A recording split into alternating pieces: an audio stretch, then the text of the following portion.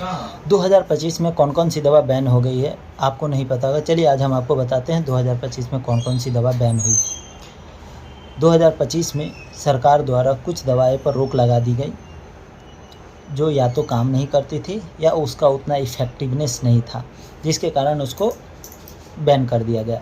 पहला न्यूमोसलाइड syrup. न्यूमोसलाइड syrup खास करके बच्चों में ऐसा देखा गया था कि लीवर पे बहुत ज़्यादा असर डालती थी, जिसके कारण अब बंद कर दिया गया है। दूसरा है फिनाइल प्रोपैलोअमाइन PPA। ठंडी जुकाम की दवा में मिलती थी और उससे प्रॉब्लम ये होता था कि ब्रेन स्ट्रोक का खतरा बढ़ जाता था, जिसके कारण PPA को अब बंद कर दी गई है। तीसरा है fix dose combo fix dose combination of, जैसे ओफ्लॉक्सासिन और निडाजोल ओरल सस्पेंशन था, वो बच्चों के लिए बहुत हानिकारक थी, इसीलिए इसे अब बैन कर दिया गया है। चौथा हो गया रेनिटिडीन, जेंटेक नाम से मिलती थी। एन नाइट्रोसोडिमिथाइलअमाइन